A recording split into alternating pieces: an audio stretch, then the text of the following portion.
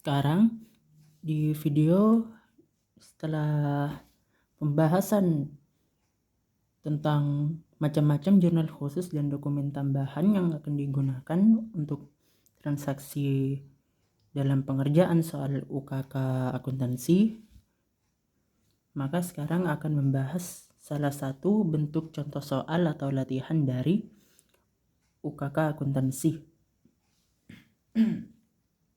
yang dimana pada lembar pertama merupakan tentang dari uji kompetensi keahliannya, yang dimana di sini dapat dilihat pada kop soal atau kepala soal bahwa untuk alokasi waktu atau pengerjaan jurnal khusus ini membutuhkan waktu 120 menit atau 2 jam, yang dimana bentuk soal adalah penugasan perorangan, berarti ujian akan dilaksanakan dalam bentuk individu, dan mata uji mengelola buku jurnal, maksudnya kita sebagai peserta ujian harus mengelola soal ini ke dalam jurnal khusus,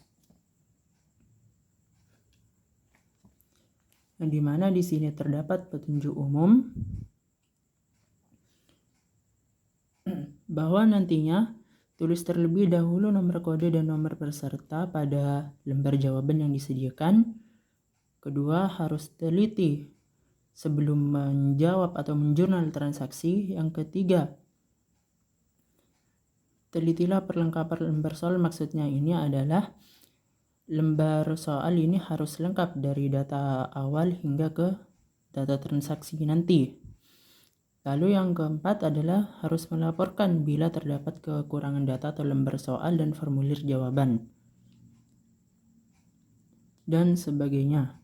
Yang dimana di sini poin pentingnya adalah tidak boleh dicoret-coret, harus menggunakan ballpoint, harus tepat waktu dan cepat, dan jangan lupa waktu pengerjaan adalah 2 jam sehingga harus cepat dan teliti. Lalu kita buka ke lembar berikutnya. Yakni di sini terdapat sistem penilaian poinnya. Maaf, merupakan harus yang disediakan nanti saat ujian. Di sini tugas yang diberikan pada ujian pertama menyusun laporan keuangan, yang dimana harus memproses entry jurnal atau jurnal khusus yang seperti dibahas pada video sebelumnya, yakni yang pertama membuat beberapa jurnal yang harus disusun. Yang pertama jurnal penerimaan kas, pengeluaran, penjualan, pembelian umum, kas kecil, dan kartu persediaan, serta buku besar menutupi hutang dan hutang yang sebelumnya sudah dibahas di video sebelumnya tentang fungsi dan penggunaan dari macam-macam dokumen pada UKK. Maka di sini langsung ke data perusahaan.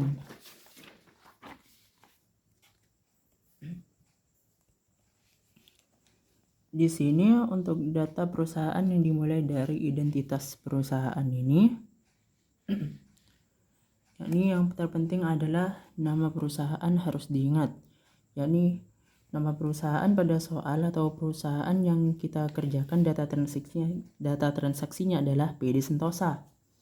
Sehingga yang harus diingat betul adalah PD Sentosa ini adalah nama perusahaan yang sedang kita kerjakan, dan alamatnya pula harus diingat agar nanti tidak bingung saat menemukan suatu transaksi yang namanya sama namun kita dapat mengetahui dari alamatnya. Namun untuk seperti nomor telepon sehingga KLU-nya atau kualifikasi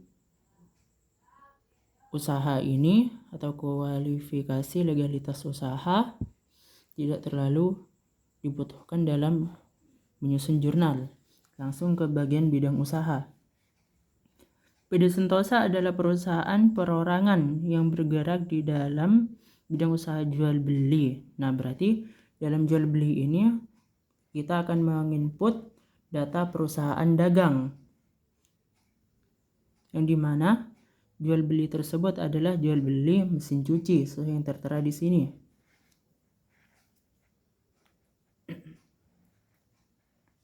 Perusahaan tersebut membeli barang dagangan secara kredit atau tunai dari beberapa distributor dan kemudian menjualnya secara kredit atau tunai ke beberapa toko dan para pelanggan lainnya di Jakarta. Maka ini sudah jelas merupakan perusahaan barang dagang atau perusahaan dagang maksudnya. Karena perusahaan membeli barang dagang secara kredit atau tunai dari beberapa distributor dan kemudian menjualnya secara kredit atau tunai ke beberapa toko dan para pelanggan lainnya di Jakarta. Selain usaha jual beli, perusahaan juga melayani servis mesin cuci yang dijualnya. Berarti di sini perusahaan adalah perusahaan dagang, maka pekerjaan pokoknya adalah perusahaan dagang. Namun karena di sini selain terdapat keterangan atau pernyataan selain usaha jual beli, perusahaan juga melayani servis mesin cuci yang dijualnya. Berarti perusahaan ini juga menyediakan jasa servis mesin cuci. Lalu setelah itu, yang pertama ini juga harus penting diketahui karena akan kita catat dalam ke jurnal khususnya. Karena jika salah informasi maka takutnya dan khawatir akan salah menginput ke dalam jurnal. Lalu yang ketiga adalah kebijakan akuntansi dan perpajakan. Nah, di sini untuk kebijakan untuk kebijakan akuntansi dan perpajakannya ini sangat penting untuk dibaca karena akan menentukan bentuk penjurnalan atas transaksi yang terjadi agar sesuai dengan apa yang diminta pada soal. Yang pertama terdapat kebijakan umum. Laporan keuangan disusun sesuai dengan standar akuntansi keuangan untuk entitas tanpa akuntabilitas publik. Maka di sini laporan keuangan yang disusun harus sesuai dengan standar akuntansi perusahaan perorangan. Lalu yang kedua, sistem berpasangan dengan dasar akrual basis atau mencatat transaksi saat terjadi. Jadi setiap ada transaksi itu harus dicatat. Lalu yang ketiga, periode akuntansi tahunan dimulai dari 1 Januari sampai dengan 31 Desember. Yang artinya, untuk maksud dari periode akuntansi tahunan, laporan keuangan perusahaan dari PD Sentosa ini hanya dibuat dalam satu kali dalam setahun, yakni hanya pada akhir Desember. Sehingga pada pernyataan nomor 4 pada setiap akhir tahun disusun neraca saldo. Lalu yang kelima, jurnal khusus dan jurnal umum untuk mencatat transaksi. Maksudnya, perusahaan di sini menggunakan jurnal khusus dan jurnal umum untuk mencatat segala transaksi yang terjadi. Lalu yang terakhir adalah mata uang menggunakan rupiah. Lalu yang pada kebijakan nomor 2 yakni PKP dan PPh final.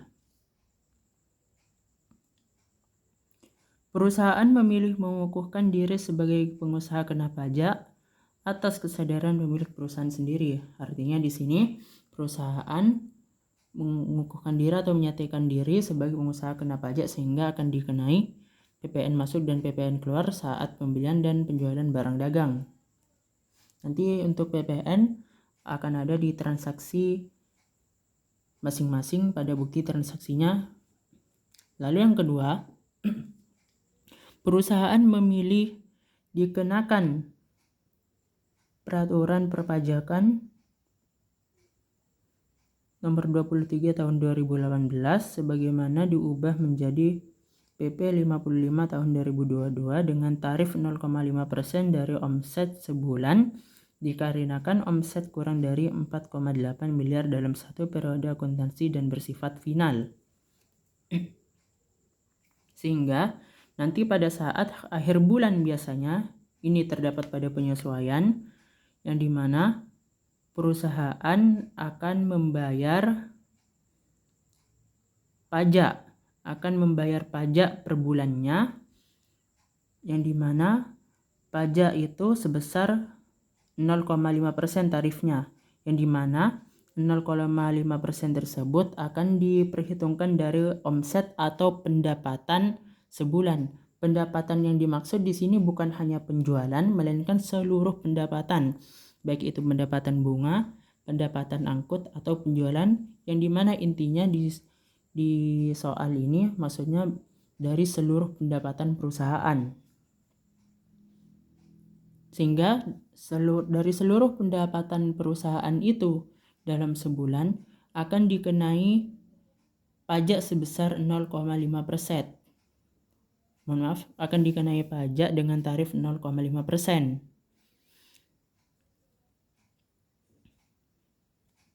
Lalu perusahaan telah mendapatkan surat keterangan dari Direktorat Jenderal Pajak bahwasanya dikenakan PP nomor 55 tahun 2022. Sehingga setelah sepakat di sini dari pernyataan ini bahwa tarif untuk PP-nya adalah sebesar 0,5%.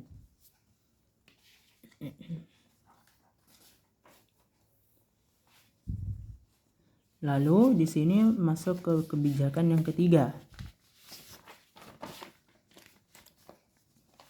Untuk kebijakan yang ketiga yakni adalah pembelian. Yang pertama, setiap pembelian akan diperhitungkan PPN masukan, yang dimana kode yang digunakan adalah VAT. Maka untuk PPN masukannya karena menggunakan VAT adalah VAT-in sebesar 11% dari nilai pembelian. Lalu yang kedua adalah, yang pertama ini maksudnya setiap pembelian barang dagang pasti akan diperhitungkan PPN masukan. Akan diperhitungkan PPN masukan yang dimana yang lebih tepatnya yang digunakan perusahaan ini adalah VAT-in yang dimana nilainya 11% dari pembelian barang dagang. Lalu yang kedua, beban transport ditanggung oleh perusahaan FOB Shipping Point. Yang dimana FOB Shipping Point yang dimaksud adalah bahwa kita sebagai pembeli akan menanggung biaya angkut atau menanggung ongkir atas pengiriman barang dagang. Lalu yang ketiga, setiap retur pembelian akan diperhitungkan pengurangan atas nilai hutang dan PPN masukan. Jadi misalnya setiap ada retur pembelian, kan pembeliannya akan misalkan ini kan ada pernyataan pengurangan atas nilai hutang dan PPN, berarti ini merupakan dan menyatakan pembelian secara kredit. Jadi jika misalnya kita membeli sebagai perusahaan, kita membeli persediaan barang dagang dengan secara kredit, maka jika ada retur pembelian harus diperhitungkan pengurangan nilai hutang dan PPN masukan.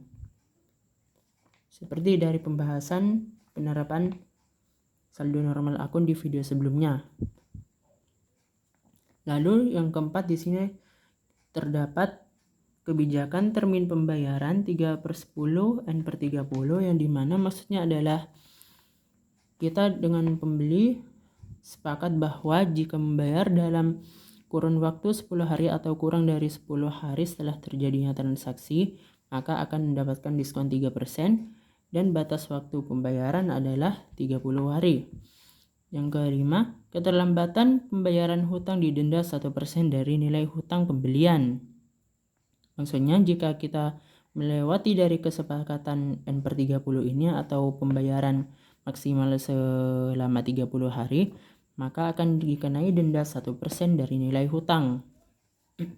Yang keenam, faktur pajak elektronik faktur pajak elektronik dari supplier telah terlampir. Lalu yang keempat adalah kebijakan pengeluaran kas. Pengeluaran kas di atas 1 juta dibayar dengan cek. Jadi misalnya jika perusahaan mengeluarkan uang atau terdapat transaksi di atas 1 juta, maka akan dibayar dengan cek atau dengan menggunakan kas di bank. Kedua, setiap pengeluaran cek harus setiap pengeluaran cek harus didukung dengan bukti pengeluaran kas. Jadi jika terdapat transaksi pengeluaran kas di bank, maka akan terdapat kode BKK atau bukti pengeluaran kas. Lalu yang ketiga, setiap pengeluaran sebesar 1 juta atau kurang dibayar dengan dana. Setiap pengeluaran kas sebesar 1 juta atau kurang, maka akan dibayar dengan dana kas kecil. Jadi maksudnya dari poin A dan C ini adalah setiap pengeluaran kas di atas 1 juta. Jadi misalnya 1 juta 1000 bisa. Misalnya 1 juta sekian-sekian, intinya di atas 1 juta, maka akan dibayar dengan cek atau kas di bank. Lalu pada poin ketiga, setiap pengeluaran kas sebesar atau setiap pengeluaran sebesar 1 juta atau kurang dari 1 juta, artinya maksimal di sini pengeluarannya adalah 1 juta atau kurang dari 1 juta itu misal dapat Rp999.000, akan dibayar dengan dana kas kecil. Namun perlu diperhatikan pada poin B ini terdapat pertimbangan. Setiap pengeluaran cek harus didukung dengan bukti pengeluaran kas atau bukti kas keluar. Maksudnya adalah, misalnya terdapat transaksi pengeluaran kas sebesar 300.000. Namun terdapat kode BKK atau bukti kas keluar atau bukti pengeluaran kas, atau terdapat nomor cek. Maka jangan langsung dijurnal sebagai penggunaan dana kas kecil, namun harus dijurnal sebagai penggunaan kas di bank. Karena di sini terdapat peraturan setiap pengeluaran cek harus didukung dengan bukti pengeluaran kas. Jadinya misalnya saja pengeluaran kas di bawah 1 juta atau sebesar 1 juta dan menggunakan cek dan terdapat kode BKK, maka transaksi tersebut menggunakan kas di bank, bukan kas kecil. Jika kas kecil, maka kodenya adalah kode V. Lalu yang keempat, sistem pencatatan dana kas kecil menggunakan sistem dana tidak tetap atau sistem fluktuasi. Hal ini harus penting diperhatikan karena bisa saja nanti di soal UKK menggunakan sistem dana tetap. Akan dijelaskan sementara, sistem pencatatan dana kas kecil dengan sistem dana tidak tetap ini, maksudnya jika setiap ada transaksi kas kecil, itu harus dijurnal. Setiap ada transaksi penggunaan kas kecil, maka hal tersebut harus dijurnal. Lalu pada poin kelima, yakni adalah poin penjualan atau kebijakan penjualan. Setiap penjualan akan diperhitungkan PPN keluaran. Berarti sama dengan yang bagian pembelian. Dan di sini pada poin penjualan pada poin A, setiap penjualan akan diperhitungkan PPN keluaran yang dimana kode yang digunakan sama, yakni VAT. Bedanya jika PPN masuk yakni VAT in, dan jika PPN keluaran yakni VAT out. Yang dimana di sini diperhitungkan PPN keluaran sebesar 11% dari nilai penjualan. Biasanya ini langsung ada di bukti transaksi sama dengan pembeliannya. Lalu untuk poin kedua, beban transport penjualan dibebankan kepada pembeli, yang dimana FOB shipping point. Yakni kan kita sebagai penjual dan customer adalah pembeli, maka maksudnya di sini adalah FOB shipping point, yang dimana para pembeli harus menanggung beban ongkirnya. Jadi setiap barang diantar dari lokasi penjual menuju ke lokasi pembeli atau customer, maka customer itulah yang harus menanggung ongkirnya, sehingga perusahaan tidak akan menanggung ongkirnya. Lalu yang ketiga, setiap retur penjualan akan diperhitungkan pengurangan atas nilai piutang dan PPN pengeluaran. Maka di sini diingat kembali, nilai piutang berarti penjualan secara kredit. Karena penjualan secara kredit akan memunculkan atau menambah nilai piutang. Sehingga di sini jika ada retur penjualan dari customer, maka nilai piutangnya dan PPN keluarannya harus dikurangi karena terdapat retur penjualan. Hal ini sudah jelaskan di video sebelumnya tentang penerapan saldo normal akun dan pengerjaannya. Lalu di sini di poin keempatnya, termin pembayaran yang berlaku adalah 2/10/30, yang dimana di sini perusahaan membuat kebijakan dengan para customernya bahwa bahwa batas pembayaran adalah 30 hari, maksimalnya 30 hari, dan jika membayar pada hari ke-10 atau pada hari ke-10 atau kurang dari 10 hari setelah terjadinya transaksi, maka akan mendapatkan diskon 2%. Lalu yang poin kelima, keterlambatan bayar piutang didenda 1% dari nilai piutang. Jadinya kan di sini kesepakatannya jumlah batas pembayaran atau batas selama pembayaran kan 30 hari. Maka biasanya jika customer itu membayar di atas 30 hari, maka akan dikenakan denda 1% dari nilai piutang penjualan. Biasanya ini langsung tertera di bukti transaksi. Lalu yang keenam, asumsi faktur penjualan yang dibuat sesuai dengan faktur pajak elektronik. Lalu pada poin kebijakan keenam, yakni pada penerimaan kas. Yang dimana pada poin A penerimaan kas, setiap penerimaan kas langsung disetor ke Bank BRI. Jadinya di sini menggunakan metode transfer. Jadi setiap perusahaan menerima kas itu langsung masuk ke kas di bank. Yang dimana penerimaan kas tersebut biasanya berasal dari pendapatan, baik itu pelunasan piutang atau penjualan secara tunai atau pendapatan lain-lainnya yang menghasilkan uang. Lalu pada poin keduanya, dana perusahaan disimpan dalam rekening nomor sekian-sekian Bank BRI Ramawangun. Jadi ini penerimaan kas, setiap penerimaan kas itu akan langsung masuk ke Bank BRI atau langsung disetor ke Bank BRI. Lalu pada poin nomor 7, penilaian persediaan barang dagang. Sistem pencatatannya menggunakan sistem pencatatan perpetual. Nah, jika menggunakan sistem pencatatan perpetual, maka hal ini akan sangat berpengaruh ke dalam jurnal pembelian secara kredit. Akan sangat berpengaruh ke dalam transaksi pembelian secara kredit maupun tunai, serta penjualan kredit ataupun tunai, serta retur penjualan dan retur pembelian. Yang dimana jika menggunakan sistem pencatatan perpetual, maka jika membeli barang dagang, maka harus menggunakan akun persediaan barang dagang untuk nominal barang dagang yang dibeli, bukan akun pembelian. Namun jika menggunakan metode periodik, maka akan menggunakan akun pembelian dan tidak menggunakan akun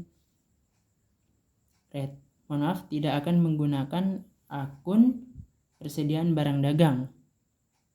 Begitu pula pada penjualan, jika pencatatan perpetual, pasti setelah pencatatan nilai piutang, penjualan, lalu kemudian pajaknya atau PPN keluar, pasti akan ada akun HPP atau harga pokok penjualan yang disandingkan dengan persediaan barang dagang.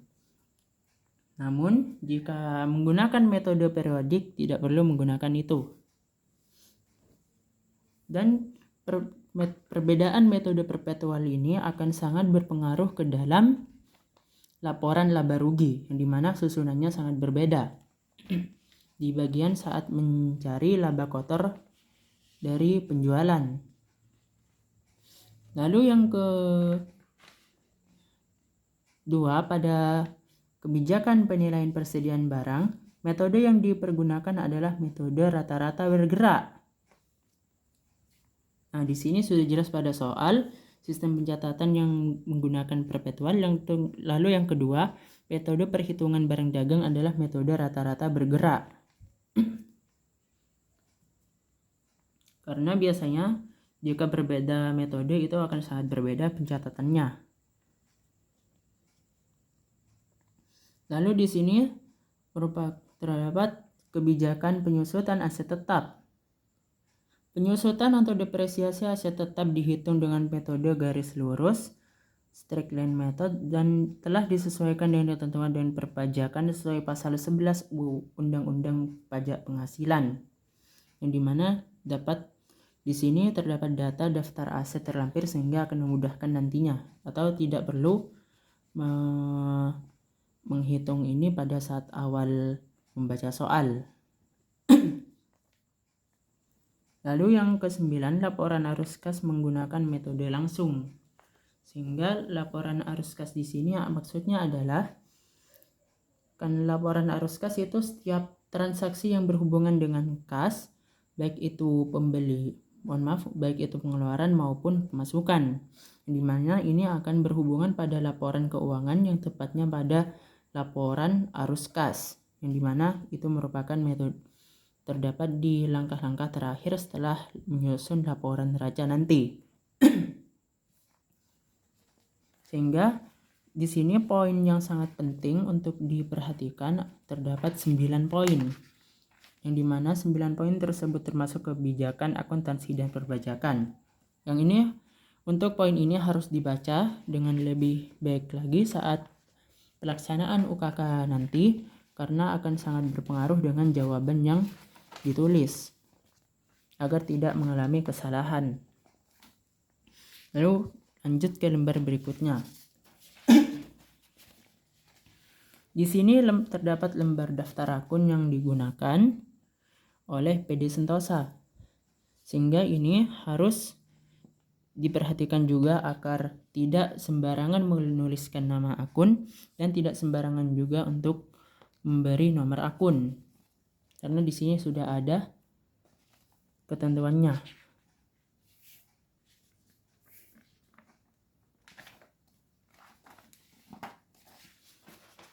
Di mana di sini dimulai dari aset lancar hingga beban lainnya, dan sudah terdapat terjemahnya masing-masing sehingga dapat memudahkan saat menggunakan atau saat menjurnal dan menggunakan akun yang telah ditentukan. Lalu di sini terdapat neraca saldo per November 2023, yang dimana ini sangat penting sebagai referensi ke dalam penginputan jurnal. Biasanya yang paling berperan itu adalah di bagian expense payable. Kadang terdapat transaksi pembayaran beban atau pembayaran biaya bulan lalu, namun di sini kadang itu ada, kadang tidak ada, sehingga jika ada harus menggunakan ini saat pembayaran biaya bulan lalu, dan jika tidak ada dapat menggunakan beban yang biasanya. Dan selain itu, semua saldo akun di sini harus diperhatikan secara jeli juga. Lalu di sini yang ke-7 terdapat lampiran neraca saldo per 30 November 2023 atau perincian beberapa akun atas saldo per akun di neraca saldo di bulan November tanggal 30 tahun 2023. Yang pertama adalah akun receivable atau piutang, yang dimana di sini tertera merupakan saldo piutang dagang per 30 November 2023 dengan rincian sebagai berikut. Yang dimana rincian ini harus diinput nantinya kepada buku besar pembantu piutang, sehingga pada saat nanti akan membaca telah menemukan hal ini harus diinput terlebih dahulu ke dalam buku besar pembantu piutang agar tidak tertinggal. Di sini jumlahnya harus sama dengan neraca saldo. Di sini jumlahnya sebesar 366.300.000 rupiah. Maka untuk saldo piutang dagang pada neraca saldo ini harus sama, yakni sebesar Rp366.300.000, maka sudah sama. Lalu di sini ada rincian saldo hutang dagang per 30 November 2023, yang dimana ini juga harus diinput ke dalam buku besar pembantu hutang sebagai saldo awal, karena akan sangat berpengaruh nanti dan agar tidak ketinggalan. Dan di sini nominalnya harus sama dengan neraca saldo sebelumnya. Di sini nominalnya sebesar 288.600.000, dan di sini untuk saldo hutang dagangnya harus sebesar Rp288.600.000, maka sudah sesuai.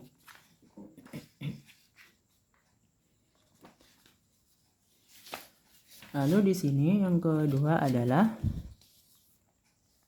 Merchandise Inventory atau saldo persediaan barang dagang per 30 November 2023 dengan jumlahnya sebesar 420 juta. Ini juga harus ditulis saldo awalnya ke dalam ke dalam inventory card agar tidak tertinggalan dan menghasilkan saldo yang sama nanti. Di sini totalnya 420 juta dan maka di saldo akun harus sama besarnya, yakni sebesar 420 juta untuk merchandise inventory. Maka di sini sudah sama. Lalu di sini untuk Bank BRI Loan merupakan hutang bank dengan jangka waktu 4 tahun dengan bunga sebesar 0,5% per bulan.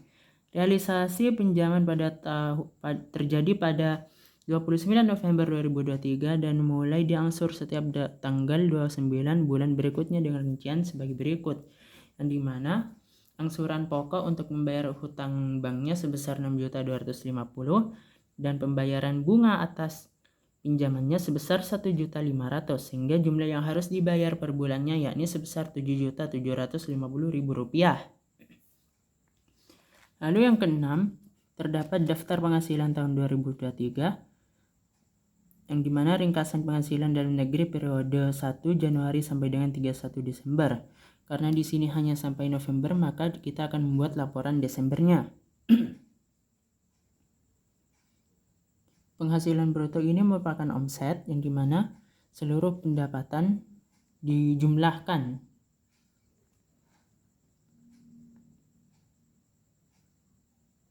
Yang dimana sudah terhitung PPh finalnya 0,5%. Di sini harus diperhatikan adalah PPh final dari bulan November atau bulan sebelumnya. Karena kemungkinan saja yang ini belum dibayar untuk PPh finalnya pada bulan lalu, sehingga akan dibayarkan di bulan sekarangnya atau pada bulan terjadinya transaksi yang sekarang. Karena di sini Desember untuk penghasilan brutonya kosong karena kita belum membuat laporan keuangan Desembernya. Hingga harus dibuat terlebih dahulu. Lalu setelah itu, ini juga sangat penting untuk diperhatikan, yakni daftar customer dan supplier. Karena kita harus mengetahui siapa saja daftar customer dan suppliernya agar tidak kebingungan saat mendapati transaksi pelunasan hutang dan piutang. Lalu di sini terdapat daftar aset pada tahun 2023.